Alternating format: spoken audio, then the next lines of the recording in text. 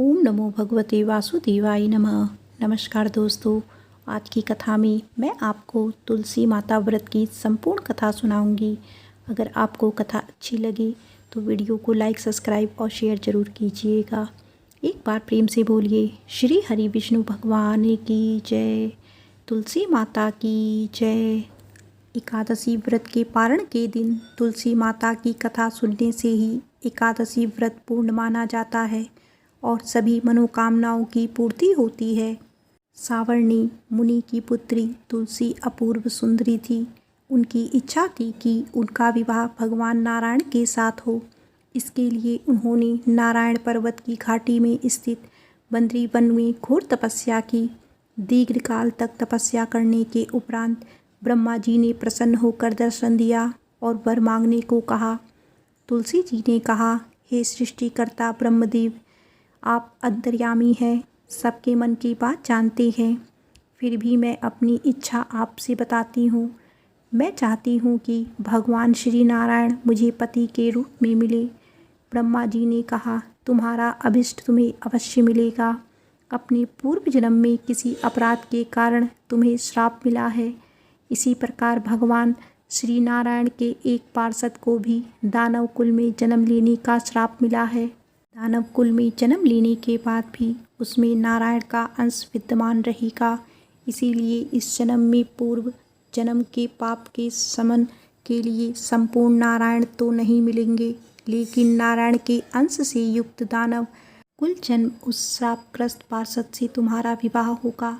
शाप मुक्त होने पर भगवान श्री नारायण सदा सर्वदा के लिए तुम्हारे पति हो जाएंगे।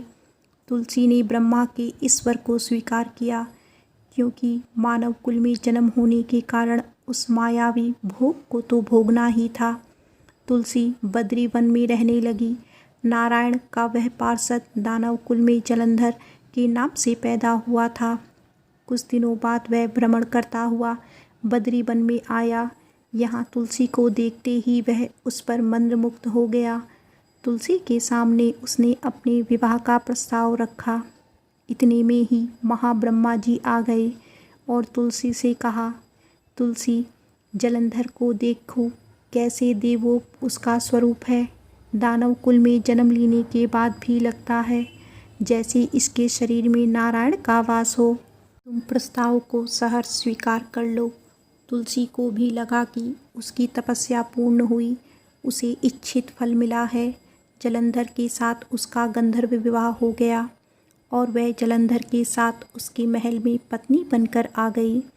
जलंधर ने अपनी परम सुंदरी सती साध्वी पत्नी तुलसी के साथ बहुत दिनों तक राज्य किया। उसने अपने राज्य का इतना विस्तार किया कि देवलोक तक उसके अधिकार में आ गए। स्वर्ग का सुख भोगने वाले देवताओं की दशा भिखारियों जैसी हो गई। जलंधर किसी को कष्ट नहीं देता था, पर अधिकार और राज्य छिन जाने से सारे देवता मिलकर ब्रह्मा, विष्णु और शिव जी की सभा में गए तथा अपनी विपत्ति सुनाई। ब्रह्मा जी ने कहा, तुलसी परम साध्वी है, उसका विवाह जलंधर से मैंने ही करवाया है। जलंधर को तब तक नहीं हराया जा सकता या मारा जा सकता जब तक तुलसी को ना छला जाए। भगवान श्री हरि विष्णु ने कहा, जलंधर पूर्व जन्म में मेरा पार्षद था। श्राप के कारण उसे दैत्य कुल में जन्म लेना पड़ा। इस जन्म में भी मेरा अंश उसमें व्याप्त है। साथ ही तुलसी के पतिव्रत धर्म से वह अजेय है। फिर देवताओं की सहमति से भगवान शिव ने जलंधर के पास संदेश भेजा कि या तो वह देवताओं को राज्य लौटा दे या फिर उनसे युद्ध करे। जलंधर भगवान शंकर के पास पहुंचा। उसने कहा, देवाधिदेव, आपके लिए देवताओं का पक्ष लेना उचित नहीं है। राज्य बढ़ाना हर राजा का कर्तव्य है। मैं किसी को दुखी नहीं कर रहा हूँ। देवताओं से कहिए कि वे मेरी प्रजा बनकर रहे। मैंने आपका कोई भी अपमान नहीं किया है। हमारा आपका युद्ध शोभा नहीं देता है। अगर आप हार गए तो बड़ी लज्जा की बात होगी। मैं हार गया तो आपकी कीर्ति बहुत अधिक नहीं बढ़ेगी। भगवान शंकर फिर हंसने लगे। वे तो सब रहस्य समझते थे। तुलसी और जलंधर के पूर्व जन्म के श्राप की अवधि लगभग पूरी हो चुकी थी। फिर शंकर जी बोले, इसमें कीर्ति और लज्जा की बात नहीं है। तुम देवों को राज्य लौटाकर उन्हें उनके पद पर प्रतिष्ठित होने दो। युद्ध से बचने का यही एक उपाय है। जलंधर ने कहा, मैंने युद्ध के बल में देवलोक जीता है। कोई उसे युद्ध के द्वारा ही वापस ले सकता है। यह मेरा अंतिम उत्तर है। अब मैं जा रहा हूँ। ऐसा कहकर जलंधर चला गया। उसने अपनी पत्नी तुलसी को सारी बातें बताईं और कहा, कर्म भोग सब काल सूत्र में बंधा है। जीवन में हर्ष, शोक, भय, सुख, दुख, मंगल, अमंगल काल के अधीन है। हम तो केवल निमित्त हैं। संभव है भगवान शिव देवों का पक्ष लेकर मुझसे युद्ध करें। तुम चिंता मत करना, तुम्हारा सती तेज मेरी रक्षा करेगा। दूसरे दिन भगवान शंकर के नेतृत्व में देवताओं ने युद्ध छेड़ दिया। जलंधर ने भीषण बाणों की वर्षा कर उनका वेग रोका। उसने प्रहार से देवता डगमगाने लगे। उसने दानवी शक्ति का प्रयोग कर मायावी युद्ध आरंभ किया। युद्ध स्थल पर वह किसी को भी दिखाई नहीं देता था, पर उसके अस्त्र शस्त्र प्रहार कर देवों को घायल कर रहे थे। देवगण अपने अस्त्र चलाएं तो किस पर चलाएं, क्योंकि कोई शत्रु सामने था ही नहीं। कई दिनों तक इस तरह भयंकर युद्ध चला और जलंधर पराजित नहीं हुआ। तब शिव जी ने विष्णु से कहा, विष्णु कुछ तो उपाय करो, अन्यथा मेरा तो सारा यश मिट्टी में मिल जाएगा। विष्णु जी ने सोचा, बल से तो जलंधर को हराया नहीं जा सकता, इसीलिए छल का सहारा लेना पड़ेगा। उन्होंने तुरंत अपना स्वरूप जलंधर जैसा बनाया और अस्त्र शस्त्र से सुसज्जित हो तुलसी जी के पास पहुंच गए और बोले, प्रिय, मैं युद्ध जीत गया। सारे देवता भगवान शंकर समेत मुझसे हार गए। इस खुशी में आओ, मैं तुम्हें अपने अंग से लगा लूं। पति को प्रत्यक्ष खड़ा देख तथा विजय का समाचार सुन वह दौड़कर मायावी जलंधर के गले से लिपट गई। इस प्रकार पति पत्नी दोनों ने आलिंगन खो खूब खुशी मनाई। पर पुरुष के साथ इस प्रकार के व्यवहार से उसका सती तेज नष्ट हो गया। उसका सती तेज तो जलंधर की कवच के रूप में रक्षा कर रहा था, वह कवच नष्ट हो गया। जलंधर शक्तिहीन हो गया। यह जानते ही भगवान शंकर ने उस पर अपने त्रिशूल से प्रहार किया। त्रिशूल के लगते ही जलंधर भस्म हो गया। जलंधर के मरने को जानकर भगवान विष्णु अपने असली रूप में आ गए। सामने अपने पति जलंधर के स्थान पर भगवान विष्णु को खड़ा देख तुलसी बहुत विस्मित हुई। उसको पता लग गया कि स्वयं नारायण ने उसके साथ छल किया है। क्रोध में आकर तुलसी जी ने श्राप दिया और भगवान विष्णु से कहने लगी, एक सती स्त्री का सातित्व भंग करने के अपराध में तुम हृदयहीन पत्थर हो जाओ। विष्णु जी ने तुलसी के श्राप को शिरोधार्य कर कहा, हे देवी, तुम्हारे तथा जलंधर के कल्याण के लिए मुझे ऐसा करना पड़ा। तुम दोनों को श्राप मुक्त करना था। तुम भी अब अपना शरीर त्याग कर तुलसी विरवा के रूप में जन्म लोगी और मेरी पूजा तुलसी दल से होगी। मैं शालीग्राम पत्थर बन जाऊंगा। मेरे शीश पर तुम आदर से विराजमान होगी। तुम्हारे पति की हड्डियों के चूर्ण से शंख की उत्पत्ति होगी। उस शंख ध्वनि से देवताओं तथा मेरी पूजा आराधना होगी। जहाँ शंख ध्वनि होगी वहाँ मंगल में मैं विराजमान रहूँगा। तुमने पूर्व जन्म में बद्री वन में मुझे पाने के लिए बड़ी तपस्या की थी। अब अगले जन्म में मैं नारायण के रूप में बद्रीनाथ वन में स्थापित होऊंगा और मेरी पूजा अर्चना फल फूल से ना होकर तुम्हारी तुलसी दल से होगी। मेरे शीश पर विराजमान होकर तुम मुझसे भी ऊंचा पद प्राप्त करोगी। एक बार प्रेम से बोलिए, श्री लक्ष्मी नारायण भगवान की जय। श्री तुलसी जी शालीग्राम जी की जय। आइए अब सुनते हैं एकादशी माता की कथा। एक बार एक राज्य में एक राजा रहा करता था। राजा बहुत ही बुद्धिमान और बलशाली था। राजा सदैव अपनी प्रजा का बहुत अच्छे से ध्यान रखता था। प्रजा भी अपने राजा को बहुत पसंद करती थी। राजा की 2 बेटियां थीं। राजा अपनी दोनों बेटियों से बहुत प्रेम करता था। राजा की छोटी बेटी देखने में बहुत सुंदर और आकर्षण थी और राजा की बड़ी बेटी छोटी बेटी के मुकाबले थोड़ा कम सुंदर थी। राजा की छोटी बेटी ग्यारस माता की पूजा किया करती थी और सभी लोग राजा की छोटी बेटी से बहुत ही प्रेम किया करते थे और बहुत प्रशंसा किया करते थे। राजा भी अपनी छोटी बेटी को बड़ी बेटी से अधिक प्रेम करता था, जिसके कारण राजा की बड़ी बेटी को अपनी छोटी बहन से बहुत नफरत होने लगी थी। राजा की दोनों बेटियां जब बड़ी हो गई तब एक पड़ोस राज्य में रहने वाला राजकुमार राजा की बड़ी बेटी के लिए रिश्ता लेकर आया। लेकिन जैसे ही उस राजकुमार की नज़र राजा की छोटी बेटी पर पड़ी तो वह राजकुमार राजा की छोटी बेटी पर आकर्षण हो गया और उसे पहली ही नज़र में प्रेम कर बैठा। उस राजकुमार ने राजा की बड़ी बेटी के साथ विवाह करने से मना कर दिया और उसने राजा से कहा कि मैं आपकी छोटी बेटी से विवाह करना चाहता हूँ। जिसके बाद राजा की बड़ी बेटी यह देखकर अपनी छोटी बहन से बहुत क्रोधित हो गई और राजा की बड़ी बेटी से अपनी छोटी बहन को अपना सबसे बड़ा दुश्मन मान लिया। राजा की छोटी बेटी ने अपनी छोटी बहन से बदला लेने का निर्णय किया, जिसके लिए उसने अपनी छोटी बहन को जान से मारने का प्लान बनाया। राजा की बड़ी बेटी ने अपनी छोटी बहन को मारने के लिए सबसे पहले एक लड्डू में जहर मिलाकर अपनी छोटी बहन को दे दिया और उसको लड्डू खाने के लिए कहा। लेकिन लड्डू खाने के बाद भी छोटी बहन को कुछ नहीं हुआ। बड़ी बहन यह देखकर बहुत आश्चर्यचकित हो गई, लेकिन बड़ी बहन ने हार नहीं मानी और उसने जब रात में छोटी बहन अपने कमरे में सो रही थी तब एक मटके में सांप रखकर उसे कमरे में छोड़ दिया। लेकिन सांप भी छोटी बहन का कुछ नहीं कर पाया। जिसके बाद बड़ी बहन ने अपनी छोटी बहन से कहा कि चलो हम लोग कुएं में से पानी भर कर लाते हैं, जिसके लिए वह अपनी छोटी बहन को पानी भरने के बहाने कुएं के पास ले गई और उसने अपनी छोटी बहन को कुएं में धक्का दे दिया।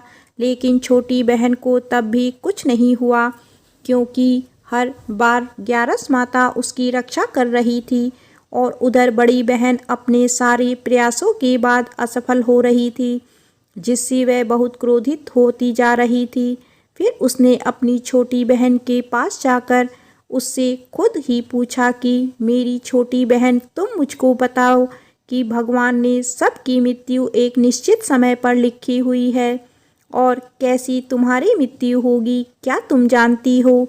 तब छोटी बहन ने अपनी बड़ी बहन को बताया कि हाँ, मैं तो जानती हूँ मेरी मृत्यु कैसे होगी। छोटी बहन से यह बात सुनकर बड़ी बहन मन ही मन बहुत प्रसन्न होने लगी और उसने अपनी छोटी बहन से कहा कि तू मुझे अपनी मृत्यु का राज बताओ। छोटी बहन ने अपनी बड़ी बहन से कहा कि मेरी मृत्यु तो एक तोते में है। जो तोते के गले में एक हार है उससे मेरी मृत्यु होगी।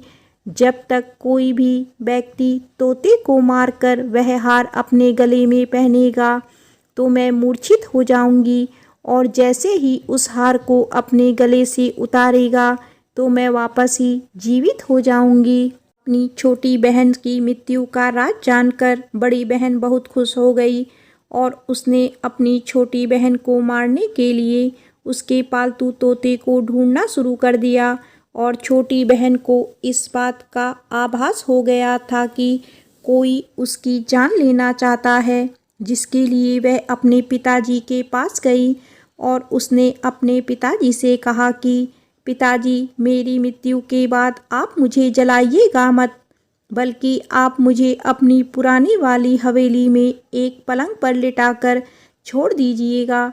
अपनी छोटी बहन की यह बात सुनकर राजा बहुत आश्चर्यचकित हो गए। राजा ने अपनी छोटी बहन बेटी से पूछा कि बेटी, तुम ये क्या कह रही हो? जब राजा की छोटी बेटी ने बताया, पिताजी, समय किसी के लिए नहीं रुकता है, कब क्या हो जाए किसी को कुछ पता नहीं है।